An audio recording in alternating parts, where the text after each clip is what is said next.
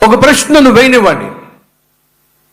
మీకంటూ ఒక చక్కని పెంపుడు కుక్క ఉండాలి అంటే ఎప్పుడు ఆ కుక్కను కొనుక్కోవాలి?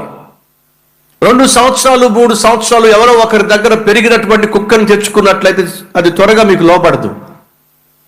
5 సంవత్సరాలు బాగా ముదిరిపోయిన కుక్కను మీరు తెచ్చుకొని మీరు పెంచుకోవాలని ప్రయత్నం చేస్తే అంతకుముందు ఉన్న యజమాని దానిని ఏ విధంగా పెంచాడో, ఏ విధంగా ట్రైనింగ్ ఇచ్చాడో దానికి అది లోపడుతుంది. పాత యజమానికి లోపడుతుంది కనుక అది మీకు లోబడే ప్రయత్నం చేయదు. గుర్రపు స్వారీ చేయాలని ఆశపడే వాళ్ళు సహజంగా అది చిన్నప్పుడు దాన్ని పెంచుకుంటారు. వారికి కావలసిన విధంగా దానికి తర్ఫీదిస్తాడు. కుక్కను పెంచుకోవాలని ఆశపడే వాళ్ళు నెలల కుక్కనే తెచ్చుకొని వారికి కావలసిన విధంగా తర్ఫీదిచ్చుకుంటారు. అది వాస్తవమైనట్లయితే ప్రియ సహోదరి సహోదరులు దయచేసి వినండి. దేవుని కోసం రోషం కలిగి జీవించాలి అని ఆశించేటటువంటి తమ్ముళ్ళు చెల్లెళ్ళు, మీ యవ్వన ప్రాయంలోనే మీ జీవితాన్ని దేవునికి అంకితం చేసినట్లయితే అది గొప్ప ఆశీర్వాదం. ఈ లోకంలో గొప్ప గొప్ప సేవకులు గొప్ప గొప్ప పరిచర్య చేశారు. ప్రపంచ వ్యాప్తంగా సువార్తను అందించగలిగారు. దేశాలను ఖండాలను ప్రభావితం చేయగలిగారు. వారిలో డాక్టర్ బిల్లీ గ్రామ్ ప్రపంచ నలుమూలలకు వెళ్ళి గొప్ప సేవ చేశాడు. మీ జాగ్రత్తగా పరిశీలన చేసిన బిల్లీ గ్రామ్ తన యవ్వన ప్రాయంలో తన జీవితాన్ని దేవునికి ఇచ్చాడు. యవ్వన ప్రాయంలో దేవుని యొక్క మాటకు లోబడ్డాడు. మన దేశానికి వచ్చినటువంటి విలియం కేరీ యవ్వన ప్రాయంలో తన జీవితాన్ని దేవునికి అంకితం చేశాడు. ఫలితంగా 40కు పైగా భాషల్లో, భారతదేశపు భాషల్లో బైబుల్ని తర్జుమా చేయగలిగాడు. చైనా దేశానికి వెళ్ళిన హడ్సన్ టేలర్ యవ్వన ప్రాయంలో తన జీవితాన్ని దేవునికి అంకితం చేసి చైనా దేశీయులకు సువార్తను అందించగలిగాడు. డేవిడ్ లివింగ్స్టన్ యవ్వన ప్రాయంలో తన జీవితాన్ని దేవునికి అంకితం చేసి ఆఫ్రికా దేశాన్ని వెలిగించగలిగాడు. డిఎల్ మూడే యవ్వన ప్రాయంలో తన జీవితాన్ని దేవునికి అంకితం చేసి అమెరికా ఖండాన్ని గడగడలాడించాడు. సువార్తతో షేక్ చేసి పడేశాడు. ఇలా చెప్పుకుంటూ వెళ్ళినట్లయితే ప్రపంచాన్ని తలక్రిందులు చేయడానికి దేవుడు వాడుకున్న అధిక భాగము యవ్వన ప్రాయంలో తమ జీవితాలు దేవునికి అంకితం చేసిన వారి ద్వారా దేవుడు ఇట్టి కార్యాలు చేస్తూ వచ్చాడు. ఈరోజు మన కల్వరి టెంపుల్ సుమారు 2 లక్షలకు పైగా సభ్యులు కలిగినటువంటి మందిరం. ప్రపంచంలో చాలా పెద్ద పెద్ద మందిరాలు ఉన్నాయి. ఆసియా ఖండంలో ప్రపంచంలోనే అతిపెద్ద మందిరంగా పిలువబడుతున్నటువంటి పాల్ యాంగిచో గారి మందిరం సుమారు ప్రతి ఆదివారం 70 నుంచి 80 వేల మంది అటెండ్ అవుతారు. కానీ వారికున్న బ్రాంచెస్ అన్ని కలుపుకున్నట్లయితే కొన్ని లక్షల మంది సభ్యులు ఉన్నారు. వారి వయసు ఇప్పుడు సుమారు 80 సంవత్సరాలకు పైగా. అమెరికా దేశంలో కూడా చాలా సంఘాలు ఉన్నాయి. 20,000 మంది, 30,000 మంది, 40,000 మంది సంఘాలు ఉన్నాయి. కానీ వారిని జాగ్రత్తగా పరిశీలన చేస్తే వారందరి వయసులు 50 సంవత్సరాలు, 60 సంవత్సరాలు, 70 సంవత్సరాలు, 80 సంవత్సరాలు. కానీ 40 సంవత్సరాల వయసులో, 40-50 సంవత్సరాల మధ్య వయసులో ఉంటూ 2 లక్షలకు పైగా సభ్యులు కలిగినటువంటి సంఘానికి కాపరిగా ఉన్నటువంటి ధన్యత దేవుడు ఈ దీన సేవకునికి అనుగ్రహించాడు. ఎందుకు ఈ విషయాన్ని మీతో పంచుకుంటున్నానో తెలుసా?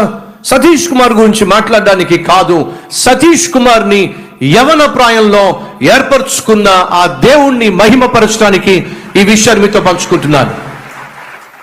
కల్వరి టెంపుల్ ఈ రోజు ఇంత అద్భుతమైనటువంటి మందిరంగా, ఆత్మీయమైన క్రమశిక్షణ కలిగిన వాక్యానుసారంగా ముందుకు సాగుతున్న మందిరంగా, దేవుని మహింపరిచే మందిరంగా ఉంది. మీకు విషయం తెలుసా? దేవుని మహాకృపను బట్టి 12 సంవత్సరాల వయసులో నా జీవితాన్ని ప్రభువుకి అంకితం చేశాను. 12 సంవత్సరాల వయసులో దేవుడు నాతో మాట్లాడాడు. ఇర్మియా 1వ అధ్యాయము 4-5 వచనాల ద్వారా నా జీవితంలో దేవుడు మొట్టమొదటిసారిగా నేను బైబిల్ తెరిచినప్పుడు నాతో మాట్లాడిన మాట మీరు కూడా ఒకసారి చూడండి. ఇర్మియా గ్రంథం 1వ అధ్యాయం 4 నుంచి చదువుతున్నాను. యెహోవా వాక్కు నాకు ప్రత్యక్షమై ఇలాగు సెలవిచ్చెను, గర్భములో నేను నిన్ను రూపింపక మునిపే నిన్ను ఎరిగి తిని, నీవు గర్భము నుండి బయలుపడక మునిపే నేను నిన్ను ప్రతిష్ఠించి తిని, జనములకు ప్రవక్తగా నిన్ను నియమించి తిని. నా జీవితంలో మొట్టమొదటిసారిగా బైబిల్ తెరిచినప్పుడు దేవుడు నాతో మాట్లాడిన మాట, నా జీవితం యొక్క గురి ఏమిటో గమ్యం ఏమిటో తెలియచేసినటువంటి అద్భుతమైనటువంటి వాక్కు ఇదిగో ఈ వచనమే. నీ తల్లి గర్భములో నీవు రూపింపక మునిపే నేను నిన్ను ఎరిగి తిని, తల్లి గర్భములో ఉన్నప్పుడే నేను నిన్ను ప్రతిష్ఠించి తిని, జనములకు ప్రవక్తగా నేను నిన్ను నియమించి తిని. ఈ మాట నేను నా జీవితంలో మొట్టమొదటిసారిగా చదివినప్పుడు నాకు అర్థమైంది, ఈ దీన యవనస్తుని పట్ల దేవుడు ఉన్నతమైన ఉద్దేశములు కలిగి ఉన్నాడు అని. ఆ రోజే నా జీవితాన్ని సంపూర్ణంగా నా యేసయ్యకు అంకితం చేశాను.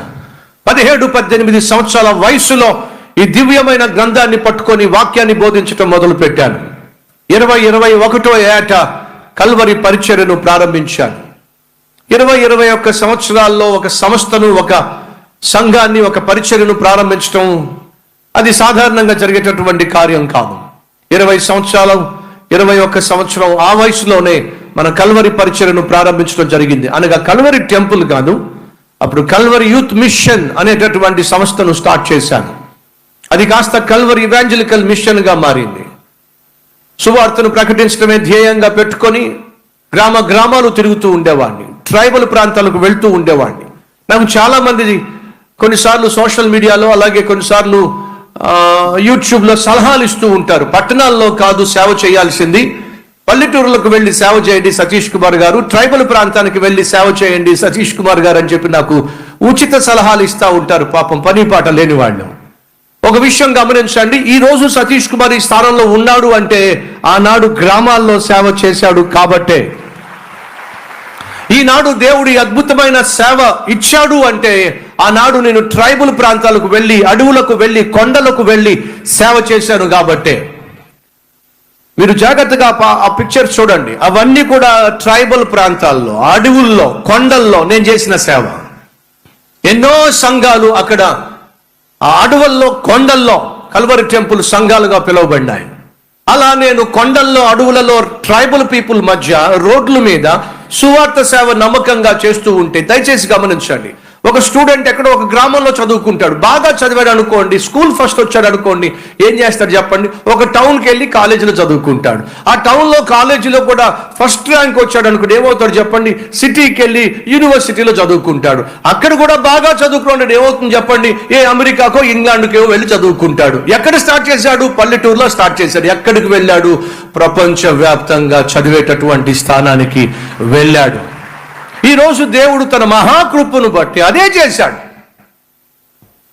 ఒకప్పుడు గ్రామాల్లో సువార్త ప్రకటించుకుంటూ, అడవుల్లో, కొండల్లో తిరుగుతూ సేవ చేస్తూ, అదే నా జీవితంలో గొప్ప ధ్యేయంగా భావిస్తూ అక్కడే ఉండి సేవ చేయాలని చెప్పి ఆశించి, నాకున్న సమస్తాన్ని సంపూర్ణంగా దేవునికి అంకితం చేసిన పుణ్యానికి దేవుడు తన మహాకృపను బట్టి ఆ దీన సేవను, ఆ కష్టాన్ని చూసి, ఇదిగో ఇంత అద్భుతమైన మందిరాన్ని, పరిచర్యను అనుగ్రహించిన దేవునికే మహిమ కలుగును గాక. మీకు తెలుసో లేదు, ఈరోజు మన మందిరంలో సుమారు 70 నుంచి 80 వేల మంది బిలో 35 years 40 years వారు ఉన్నారు. ఉదాహరణకి మీలో ఎంతమంది 35-40 సంవత్సరాల లోపు వారు చూపిస్తారా? 35-40 సంవత్సరాలు లోపు వారు ఒక్కసారి పక్కకు చూడండి. మన కల్వరి టెంపుల్లో అత్యధిక శాతము యవనస్తులు. కారణం ఏమిటి? ఒక యవనస్తుని దేవుడు వాడుతున్నాడు. ఒక యవనస్తుడు తన జీవితంలో నేర్చుకున్న పాఠాల ద్వారా వాక్యాన్ని మాకు అర్థమయ్యే భాషలో చెప్తున్నాడు. ఈరోజు నేను వాక్య పరిచర్య చేస్తున్నానంటే మీకు తెలుసా, సుమారు 30 సంవత్సరాలుగా వాక్య పరిచర్య చేస్తున్నాను. నిన్న బైబిల్ చదివి ఈరోజు అర్థం చేసుకుని సాయంత్రం వాక్యం చెప్పేటటువంటి పరిచర్య మంది కానే కాదు. 27-28 సంవత్సరాలుగా సంపూర్ణ సేవలో దేవుని కోసం జీవిస్తూ ఉన్నాను. ఇంత సుదీర్ఘమైన సేవా జీవితం నాకు ఉంది అంటే కారణం తెలుసా? నా జీవితాన్ని బహు ఎర్లీ 12 సంవత్సరాల వయసులోనే దేవునికి అంకితం చేయడం వల్ల, 17-18 సంవత్సరాల వయసులోనే వాక్యాన్ని అర్థం చేసుకుని బోధించటం మొదలు పెట్టడం వల్ల 20-21 ఆ వయసులోనే, ఎర్లీ వయసులోనే కల్వరి పరిచర్ను ప్రారంభించటం వల్ల ఈరోజు ఈ సేవ ఎంత అద్భుతంగా ముందుకు సాగుతుంది. యవన తమ్ముళ్ళు చెల్లెల్లో యవన ప్రాయాన్ని దేవునికి అంకితం చేస్తే ఎంత బాగుంటుంది. యవన కాలంలో మీ కాడిని, దేవుని కాడిని మీరు మోయగలిగితే ఎంత బాగుంటుంది.